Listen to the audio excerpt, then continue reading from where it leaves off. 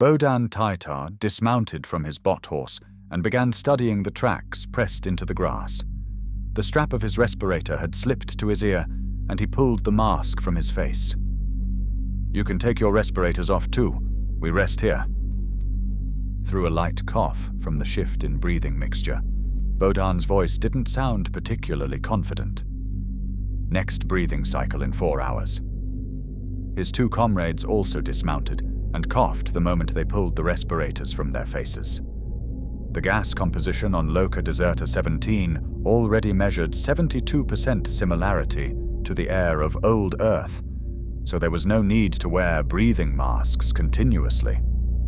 But if a man breathed this planetary atmosphere for more than 10 hours straight, the oxygen saturation in his blood would begin to drop precipitously.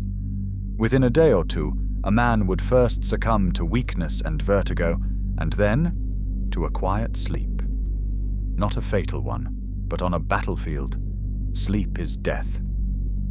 Our people didn't finish the air processing here. Another year, and it would have been like old Earth. One of the Cossacks, named Opanas Kelep, cleared his throat and also began studying the tracks on the ground. "That's the truth. Maybe someday they'll finish the air for us too." Bohdan crouched near the edge of a stream and stared at the tracks again. "But as far as I know, the terraforming stations were smashed during the first raid on the colony. I had acquaintances who worked there. They say orbital bombs flattened all the air generation adits, every single one. Damned narrow eyes. Don't they need oxygen on this colony themselves if they want to take it? The devil knows. Maybe they've tinkered with their genetic modifications enough that they can breathe ox farts." Dmitro Hordinia, their third man, joined the conversation, but still hadn't gotten off his horse, peering out into the steppe. "Enough jawing. Back to the task at hand." Bohdan Taitar, as the Ottoman of the Plaston squad, politely cut off the chatter that was breaking their concentration. He walked several meters to the side, following the tracks from a caterpillar tread. Around the impression left in the ground by the heavy machinery they'd been hunting, 6 more tracks were visible, most likely from wheels. Ox-trembling hell, they've got a whole war band here. I thought it was just one melt carrier chugging through the steppe. They were clearly left by Empire of the Sun equipment that had passed right through a small stream in the middle of a deep gully. The narrow eyes were here about half an hour ago. The tracks have already been slightly washed by the current. 2 more hours till sunset. We'll strike at dawn. Bohdan exhaled loudly, stood up, and immediately slipped on a slick stone. "By the star sitch, Bohdan. We still need you." His third battle comrade, Dmitro Hordinia, also dismounted, but before stepping down, checked the ground first. "I hate this sector. Stony steppe, grass grows in patches somehow.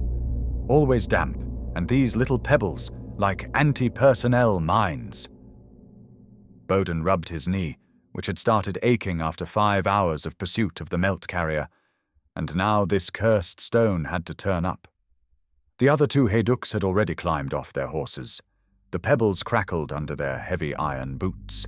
Each disconnected the neural link wire that coupled them to their horse's control module. On the forehead of each bot horse was a small bronze trident, and below it, pressed into the metal, the name of the regiment and sotnia: Spears, Plaston 12. Not one of the bots even stirred. Bohdan Taitar was the Ottoman of a small Plaston scout squad, which had now been 2 days deep in a raid behind the lines of the Empire of the Sun.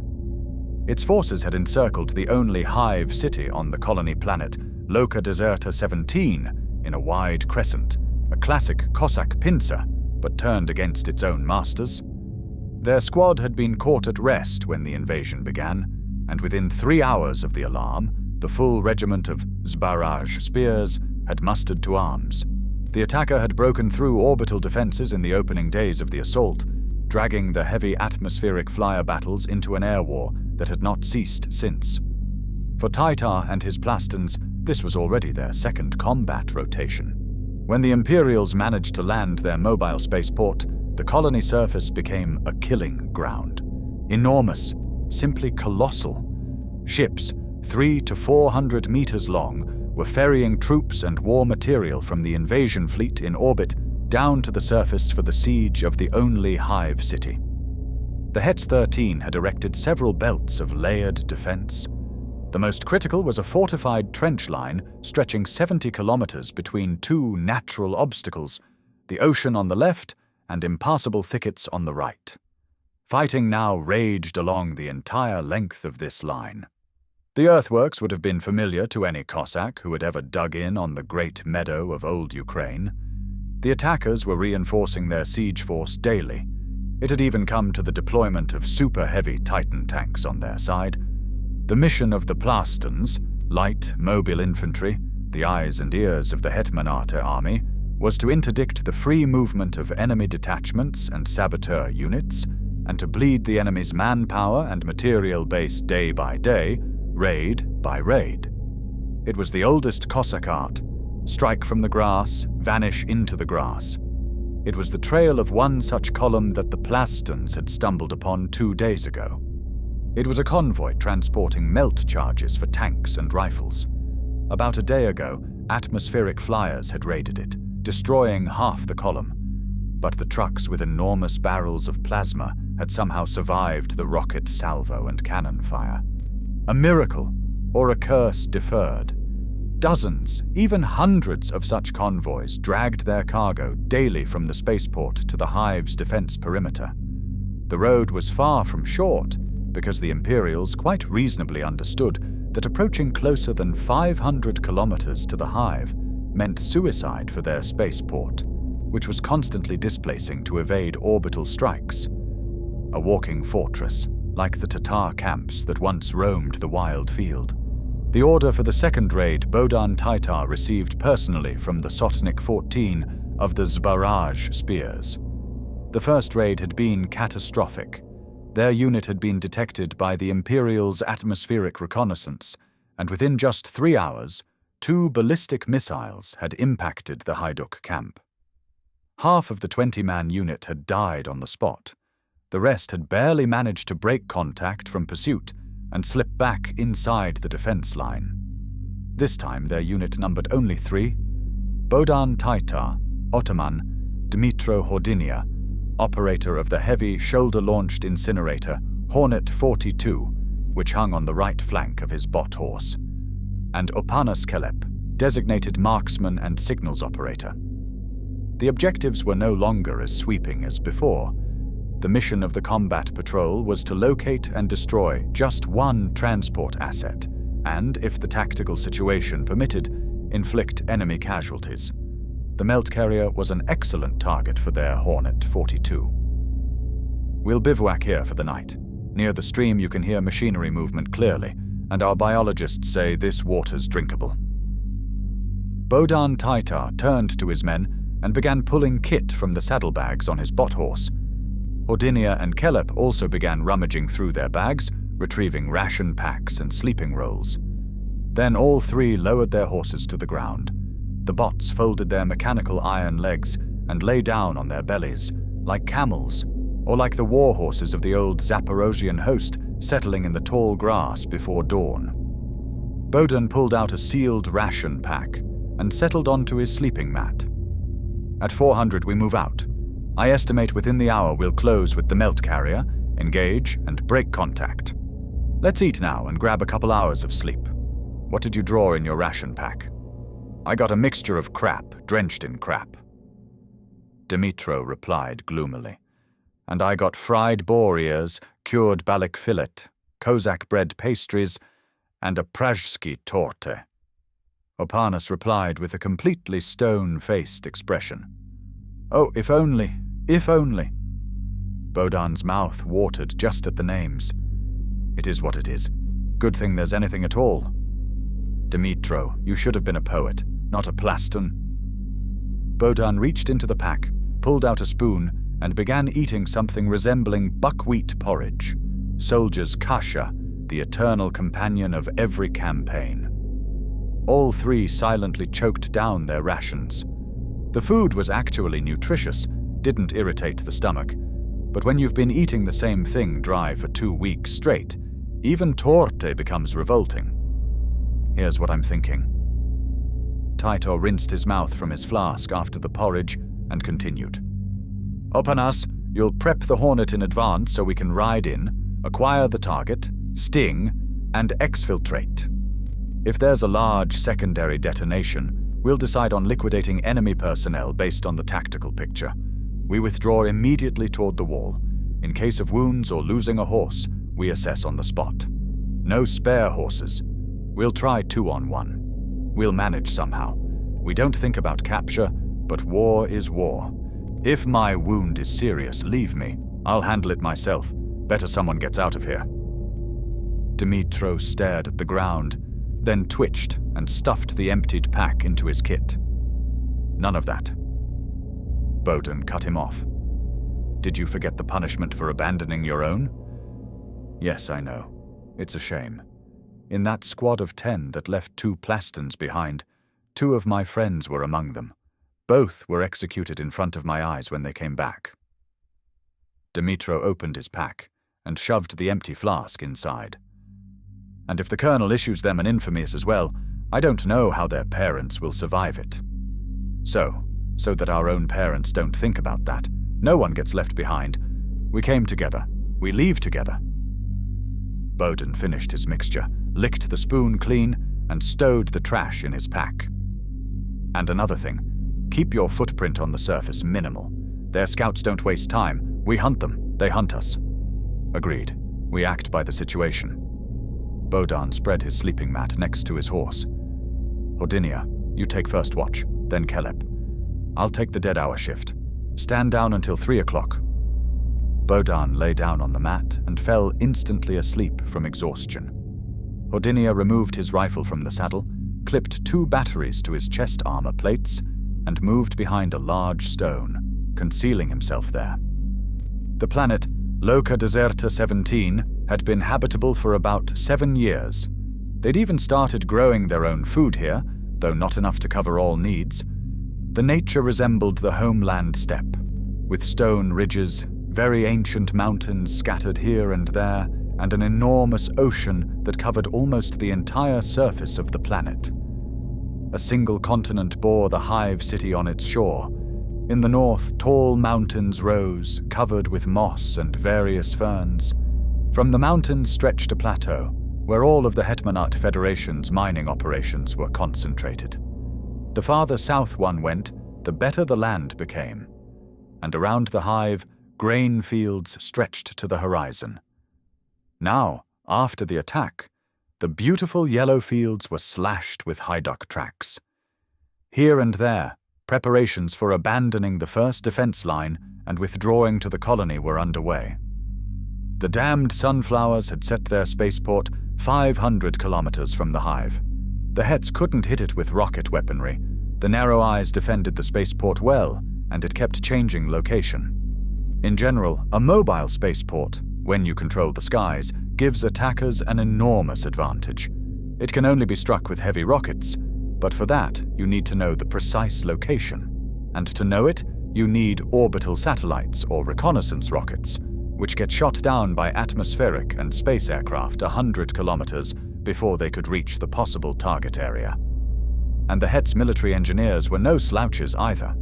They devised a clever plan. They launched reconnaissance rockets and drones into different parts of the continent and watched where they were being shot down. This allowed a dead zone of 75 kilometers in diameter to appear on the map, where no drone had managed to fly through. Most likely that's where the walking spaceport was roaming. Hordinia, after returning from the first sortie, had managed to witness the launch of massive 200-meter rockets that had fired from the tunnels north of the hive city. Even from that distance, some 30 to 40 kilometers, everyone could hear the building roar of the boost engines. 4 rockets had been launched in a single salvo. At that moment, Dimitro had been seized by the hope that the rockets would reach their target and at least partially relieve the pressure on the first defense line, and the haiduks might somehow push the enemy back from their only city. But later that evening, a rumor had rippled through the townspeople and haiduks that only 2 of the rockets had managed to reach the target area, where the target no longer was. That night, the enemy had hit the mountain ridge with orbital strikes, where the launch tunnels were located. A few bombs were also dropped on the city itself, but the anti-orbital defenses managed to intercept them before they reached the altitude of atmospheric aviation. As though someone had heard Dimitro's thoughts, on the black-blue sky, he noticed 3 stars moving with extraordinary speed across the dark dome of space in a single direction. Either ours, or not ours. Ordinia muttered quietly to himself, shifting position to ease the numbness in his right leg. His rifle slipped accidentally from his knees and drove its barrel into the grass and soil. He slowly raised the weapon and began picking out the dirt that had gotten into the barrel with his finger. Ordinia himself came from a Plaston line of haiduks. From the ancient days of the Hetmanate's expansion of power on old Earth, all the ancient Terek Cossacks had joined the ranks of the great Hetman Vyhovsky, receiving privileges and a seat on the Kish Council in return. Since then, every man in his family had served in the Plaston scout forces, with the exception of only a few great-grandfathers who, for whatever reason, had not done so. Ordinia jerked sharply when he saw a flash of light on the horizon, and a few seconds later, the sound of an explosion reached him. "What's this now?" The haiduk continued muttering to himself and rose, leaning on the boulder. He raised the rifle to his shoulder, pressed his eye to the scope, trying to make out what was happening on the steppe horizon. Unfortunately, the thermal sight only reached a kilometer, and the ordinary optical lenses in such darkness gave no better result than his own eyes. A few more explosions lit up the sky from below, and the distant crackle of gunfire reached his ears with a delay of a good 10 seconds. Dimitro got up and walked over to the sleeping Boden Taitar. He shook him lightly by the shoulder, and Boden snapped his eyes open, staring at Ordinia. "Damn it all. Can't a man sleep? What time is it?" 11:30. "Show me where the explosions are coming from." Taitar rose, pulled a sizable pair of binoculars from his personal bag, and pressed them to his eyes, peering toward the horizon Dimitro was pointing at. After a minute of watching, the sky lit up again with flashes, and the distant rumble of explosions rolled to the ears of both haiduks. "I can see ours. Either they've hit some armor, or the armor is chasing them across the steppe." The binocular's 10-fold digital zoom allowed him to make out only large objects at that distance. "Either way, we need to reinforce them and link up. We prepare for battle, and they're heading our way." Boden lowered the binoculars, climbed down from the boulder he'd been standing on at full height, and looked at Ordinia. "Wake Caleb. His Hornet is going to come in handy. With that firefight going, our target has most likely already woken up too, so we won't catch anyone by surprise." Caleb woke the same way as Boden, snapping open completely unsleepy eyes, with no sharp movements, sighs, or gasps. Years of training, practically from childhood, had given the Plastons complete control over the body in extreme moments, like a big mustachioed uncle with a top knot and a rifle shaking you by the shoulder in the middle of the night in the steppe, deep behind enemy lines. "Caleb, up. Another Plaston squad is in a firefight. We need to reinforce them. Ready the Hornet for combat immediately. Enemy armor is involved." Caleb silently, as if receiving such an order in the middle of the night were perfectly normal, rose, rolled up his sleeping bag with the mat, and stuffed it behind the horse's saddle. Then he walked around to the right side and opened the sizable case containing the Hornet launch unit. It was a meter-long tube. Along the middle of the tube were several buttons and a usage manual, so simple that even a rookie juror still concussed from his first skirmish, who just yesterday was twisting horses' tails, could handle it. On the open lid, nestled in soft plastic grooves, lay 3 rounds for the Hornet. Externally, they looked like ordinary iron slugs, which essentially they were. None of the optical targeting systems found in the bumblebees used by space haiduks were present here.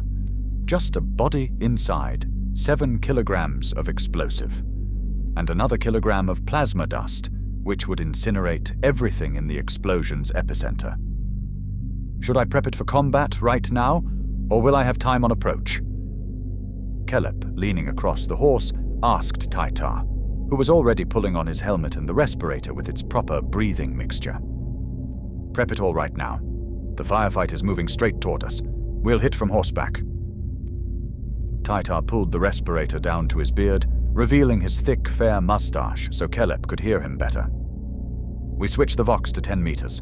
No unnecessary radio silence breaks. According to intel from radio reconnaissance, the Narrow Eyes have learned to track even such weak local Voxes through their recon drones. Understood. Kelep and Hordinia answered simultaneously. The gunfire was getting ever closer. The sky no longer lit up as much from explosions, but the Plastons clearly distinguished the fire from haiduk laser rifles and an enemy rapid firer, most likely the Sunflowers. In just 4 minutes after the first flashes, all 3 were ready for battle and mounted. Kelep, as the designated Hornet gunner, loaded it with 1 round and raised the launch tube to his right shoulder. He gripped it firmly by the handle that protruded from below. The shell itself stuck out in front of the tube and glinted faintly under the stars of the Loca Deserta 17 colony.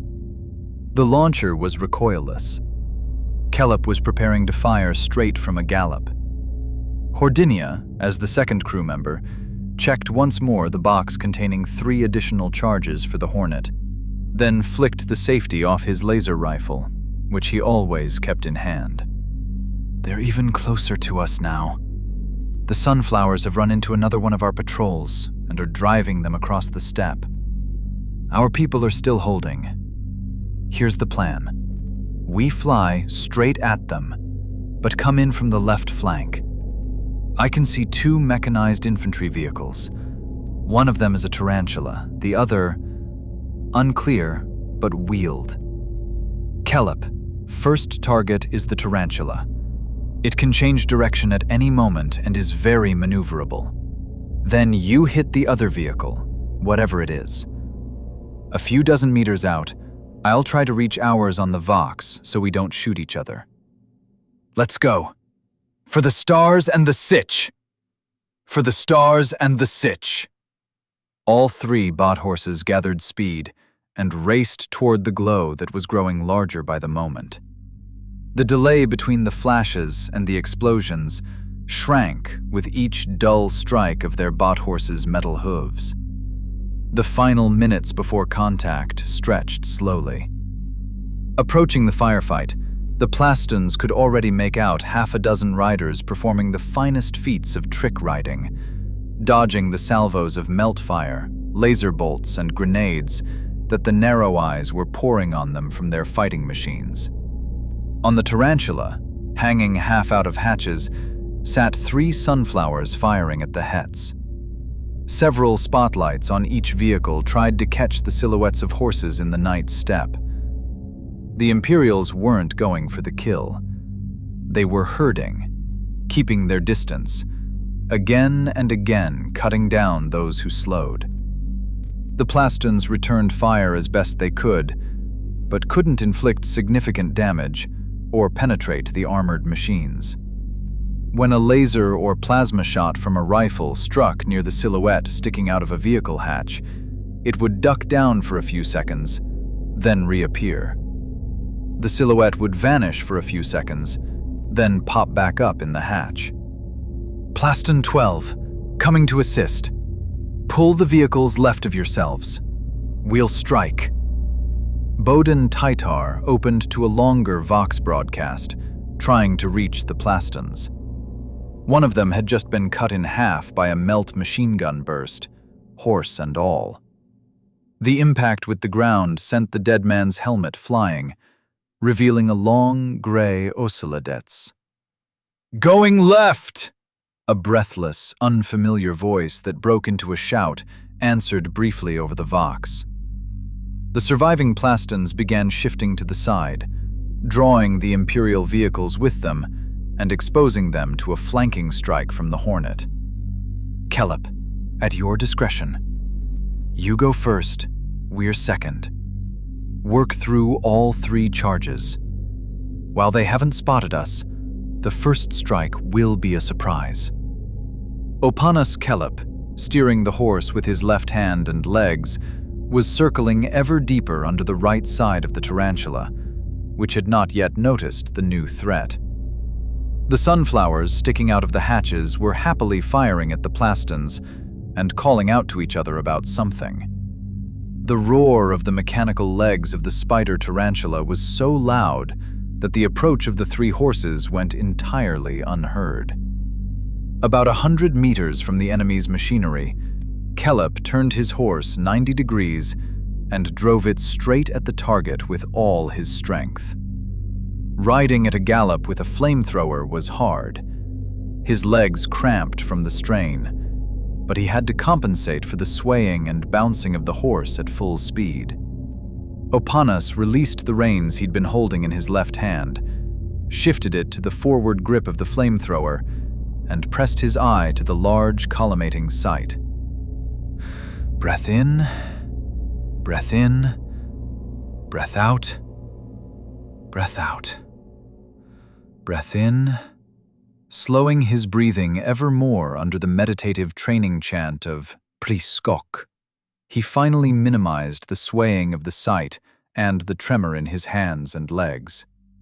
He gently pressed the trigger, and the rocket, carrying plasma dust and explosive, left the tube with a painful, sharp whistle and flew straight into the mounting mechanism of the tarantula's front leg. The machine's standard defense systems tried to intercept it. Steel balls fired from side ports in the armor and exploded a few meters from the hull, trying to destroy the dangerous projectile with a cloud of fragments. All in vain. From the detonation of the melt substance, the front leg of the spider was melted and nearly torn away, and the machine, given its enormous mass and momentum, pitched its hull straight into the ground. The impact sent 2 sunflowers flying from the hatches, and they soared a dozen meters before slamming into the earth. The third narrow eye was unable to get out of the hull. Instead, the impact snapped his spine. His body lay on the armor in an unnatural position, bent at 90 degrees. From the shattered visor of his helmet, a stream of narrow-eyed blood immediately began seeping. The 2 sunflowers who'd been luckier only had their luck hold for a few seconds. 2 bursts from laser rifles, from Tytar and Hordinia, ended their attempts to rise. "Kelep, you're a master! Load another one before they recover!" Tytar began laying down covering fire on the tarantula, whose pilot was trying to right the machine and bring it up on its remaining 5 legs. The Hets had encountered such zoo machines for the first time on Loca Deserta 17. Until then, rumors had circulated that the Empire of the Sun was developing strange machines resembling animals and spiders.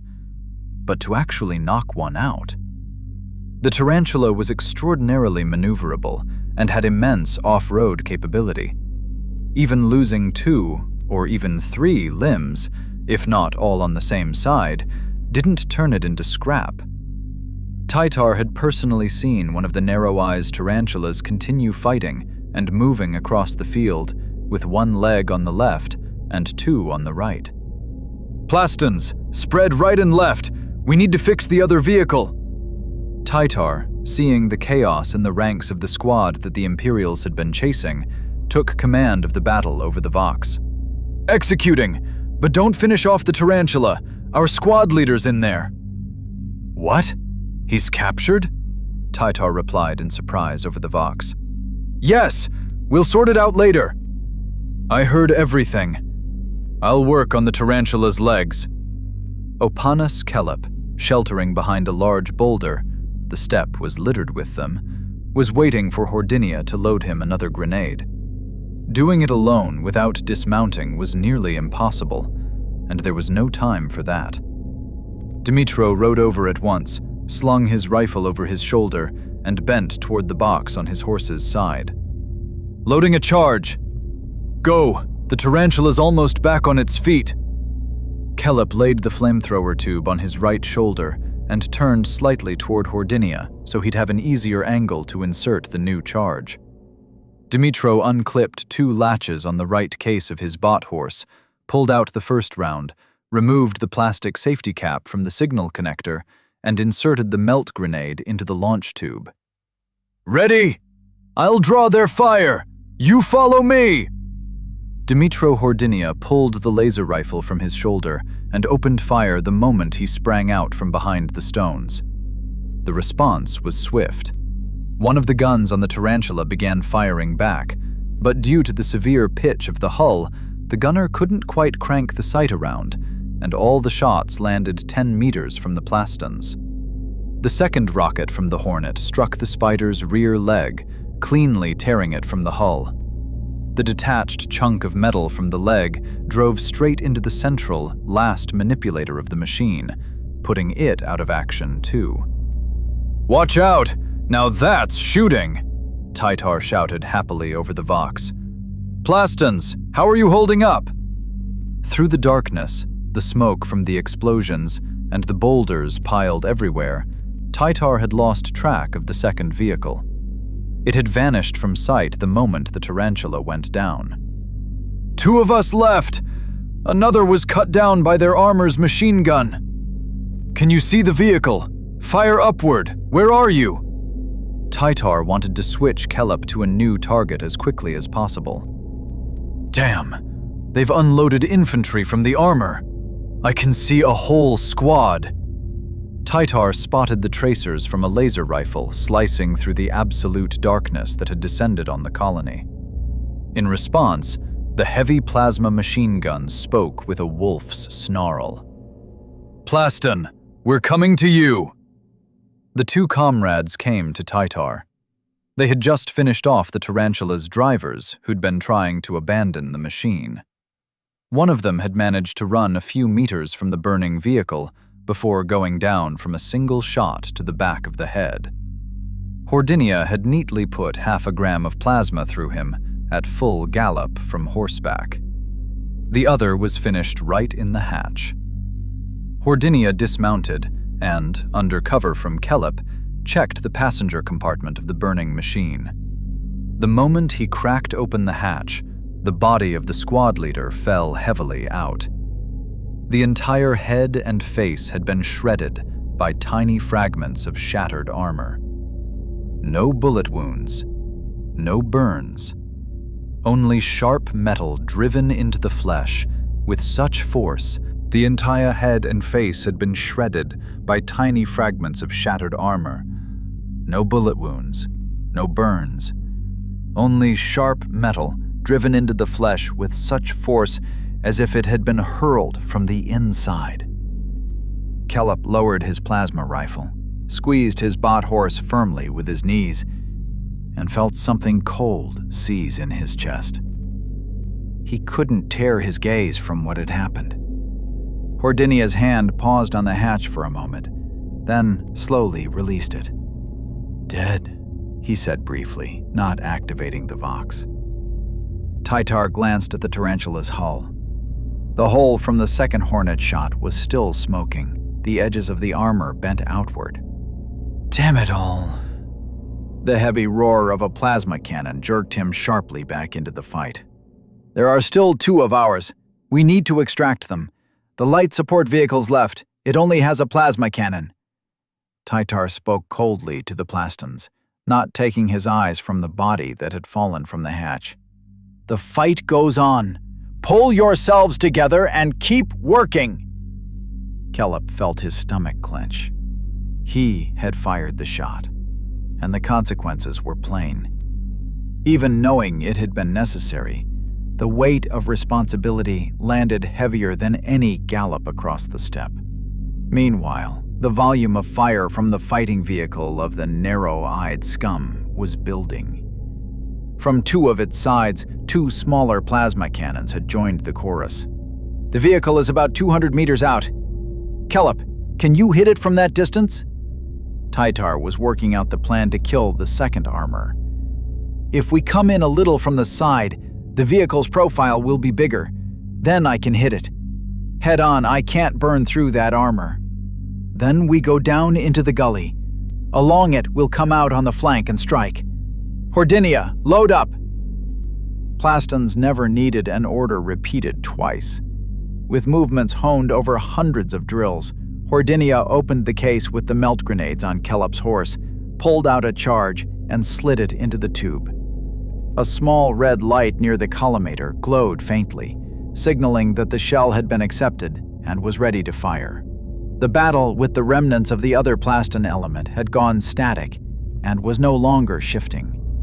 None of them were coming over the Vox anymore, but the characteristic green-tinted color of the Plaston's laser shots still bathed the steppe in its glow. In response, the plasma cannon from the roof of the armored rapid-firer put out 3 times as many shots, simply incinerating stones and boulders, burning holes through them. When plasma contacted cold stone, it burned through it and ruptured it, scattering dozens of fragments in every direction, which could easily kill a person without body armor. Tytar tried several more times to reach the Plastons on the Vox, but in response, the ether only crackled with static.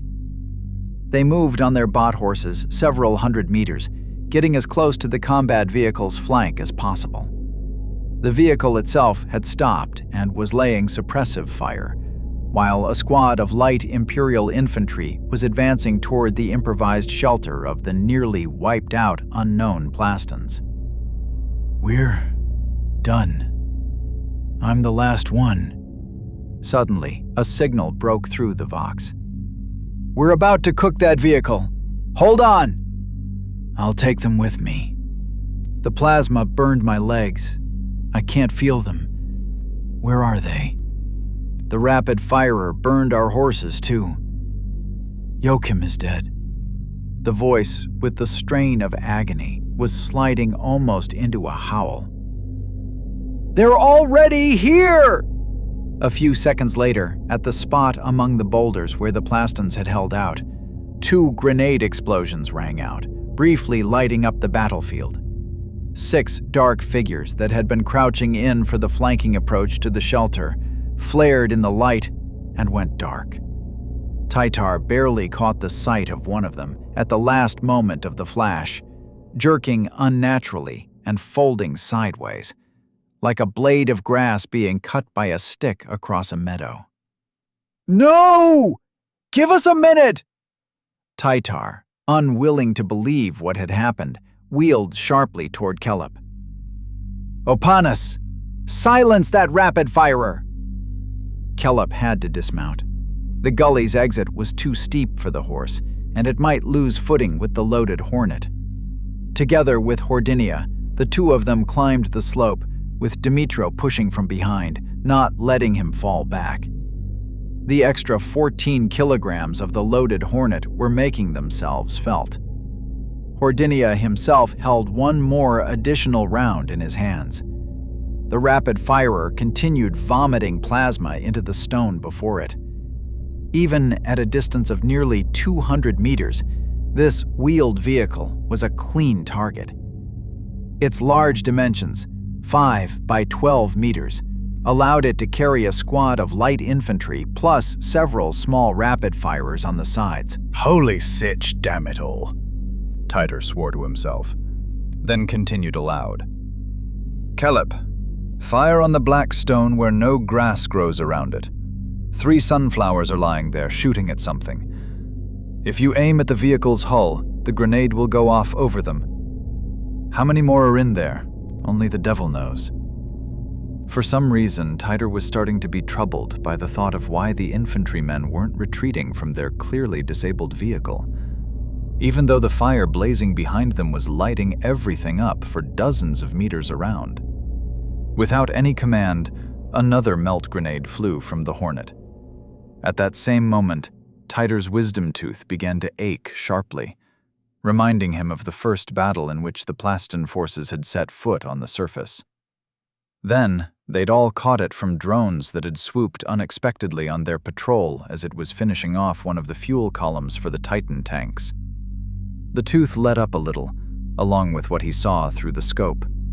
The detonation of 7 kilograms of explosive with melt dust directly above 3 infantrymen hiding behind a stone and periodically firing into the darkness. One arm, holding the Empire's slender, elegant laser gun, flew from behind the stone, spinning on its axis, shot upward, and struck the stone. Through the scope, Titer could see the muscles on the severed arm contracting, then releasing the laser gun. A fraction of a second later, 2 more shredded bodies flew up from behind the stone, the melt passing through them as though through a lace curtain on his grandmother's veranda. Ballsy. Titer couldn't finish. A sharp pain clenched his teeth. Even his eardrums buzzed from some sound inside the helmet. Hordinia and Kelep spat simultaneously. Kelep's teeth had always been sensitive to vibrations and... "This is ultrasound. We're done. We run!" Titer bolted, jumping a meter at a time, flying toward his horse. "It's drone scanning. Full throttle." After those words, Kelep and Hordinia instantly understood what was happening. They dropped the loaded Hornet and rolled the same way down the slope toward their horses. Imperial drones were sweeping the surface with ultrasound. In sensitive personnel, the impulse caused toothache. Titer's wisdom tooth started sharply aching again, as if someone were prying at it from the inside with an iron nail. The scanning drone itself flew at an altitude of several hundred meters, methodically striking downward with ultrasound, trying to find its quarry. Their last encounter with such a device had ended in the decimation of a Plaston squad. First, the drone had fired several rounds at them, and then a ballistic missile strike had followed within a few dozen minutes. The Imperials hadn't moved away from the vehicle. They held their positions as if expecting something from above. Ultrasound didn't distinguish friend from foe, so anything not immediately beside the burning infantry vehicle was being destroyed from the sky. The trio of Plastons had only a few minutes left before the drone would pinpoint their position and strike. "We mount the bots and fall back." Titer was already on his horse, and on the move managed to connect the cord jack to his wrist for firmer bot control. "Maybe we freeze? If we don't move, the scanner won't notice us. We'll just be stones on the ground." Hordinia couldn't get the bot horse control cord into the jack, then spat and got on without it. "Damn." The drone scanned us 3 times. The first pulse was weak. That was exactly when we fired the Hornet. So we lit up like a straw bull from the fairy tale. The next scans came with greater amplitude. It got our exact position. And now it's just saturating with waves. My teeth are going to start bleeding soon. And indeed, every few seconds Titer felt as if someone were prying at his wisdom teeth, and a metallic taste appeared in his mouth. "So what's the plan? Which way do we withdraw?" Kelep was last to mount. He had gone back for the Hornet tube he'd dropped in the panic. "We go west, about 10 kilometers. Our horses are faster than that drone. There's a grove there. We go to ground under the trees. Remember when we spent the night there 2 nights ago, near the river? That's where we race." Titer kicked his legs, directing the horse along the gully. Behind his back, the sky was already beginning to gray with the approach of a new day. "Oh, almost forgot. We put on the anti-radar cloaks, so we glow less in infrared. Who knows what else that drone can scan with?" The trio of horses burst out of the gully and shot off across the green steppe. Here and there, stones jutted up from the ground, and between them the Plastons picked their path. Their greenish-brown cloaks billowed above the horses, partly masking the silhouettes of the iron beasts and riders from eyes above. The impulses from the ultrasonic scanner were weak at first, but every few hundred meters they grew stronger. The drone was clearly hunting them, trying to fulfill its mission: drop a few bombs on the haiduks' heads. In the final kilometer, Titer was constantly spitting saliva from his mouth. The pain from the waves the drone was sending had become continuous. "Listen, Titer. I just remembered." Kelep activated the Vox to speak with the squad leader at full speed. A friend of mine from the mechanics gave me 2 decoys. They're small boxes of a strange metallic shape. They reflect ultrasound very well. According to him, they imitate the size of a person on the scanner. Should we try? My teeth are taking hits too. The drone is closing. Another half hour of pursuit and we're done. Oh, I heard about those boxes. Titar squeezed the horse with his legs. We stop. Set up the decoy. All 3 slowed their horses and jumped off on the move. Kellup pulled 2 gadgets the size of a fist from the pack on his horse's left side. Their faces were indented inward and had several ridges that converged concentrically toward the center of the figure. Whether the thing worked, no one yet knew. They also decided to build a small fighting position from the surrounding stones, placing the 2 decoys inside. For added realism, they sacrificed the Hornet tube, laying it on top of the shelter. From a great height, it might look like someone was lying there with a weapon, sheltered behind a parapet. At least that's what the 3 Plastons thought. Now we ride stirrup to stirrup, and like that, touching one another, we ride on. Titar and the other 2 mounted their bot horses again. I think the scanner can still see us anyway. He spat a large mouthful of saliva down. If those boxes work, the drone will see that 2 of us stayed behind and 1 went on. What's better to hit? 1 haiduk or 2? I think 2. The narrow-eyed filth operator sitting somewhere at the controls reading the scan results thinks the same. If we ride tightly together, on the scanner we'll appear as 1 haiduk. That'll give us time to pull back while they bomb the decoy. Titar, you're a real strategist. My own idea was to just lie down on the ground and stay still. Maybe it would have worked. Hordinia cheerfully voiced his idea, which was absolutely wrong. If the drone had already found you within 300 or 400 meters, playing dead or pretending to be a stone was entirely pointless. At the highest speed 3 riders could manage without breaking formation, they moved on westward. The sun behind them had already risen and lit up the pale little clouds gathering on the horizon. If rain comes too, pure luxury. Flyers and drones don't like rain, Titar thought to himself. 10 minutes later, the hits against their teeth had considerably weakened, and soon they fell silent entirely. All right, full jaga now. The scanner's fallen behind. Titar struck with his right heel against the small sensor on the bot horse, and it immediately gave full throttle. That is, a gallop. That is, 35 kilowatts. As if confirming his words, the echo of 2 explosions rolled to them from behind. That would have been us. The boxes work. I love our electronics guys. Caleb turned back, trying to make out the drone or some other nastiness in the sky. Look, there's smoke pouring up there. That's the smoke grenade I threw in too, so that after the explosion we'd muddy the air a bit and force the drone to circle longer, checking the result of the strike. Hordinia was clearly proud that his own trick had worked too. Well, boys, you can't go wrong with you lot. We fly to the extraction point. We'll be there by noon. Main thing, no contact with narrow eyes. For the sick and the meadow. The gallop gradually eased into a steady, economical pace. The horses breathed hard, but without faltering. The automation itself was reducing the load, preserving the drives. Behind them remained smoke, fire, and death. Ahead, the endless steppe, waking with the sun. The first rays slid across the waves of grass, and it seemed as if the earth remembered nothing.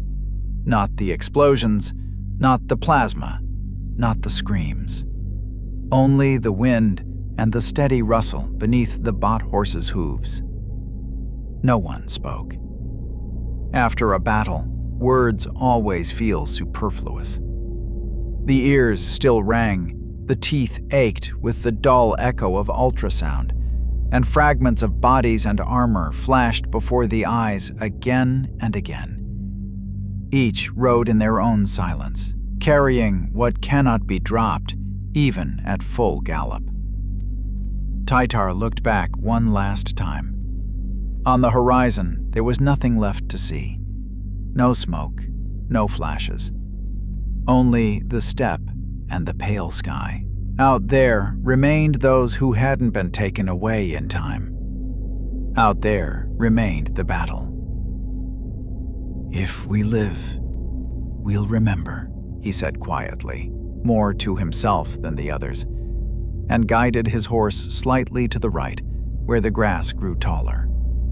The three riders slowly dissolved among the waves of green, growing smaller and smaller, until they merged with the steppe entirely.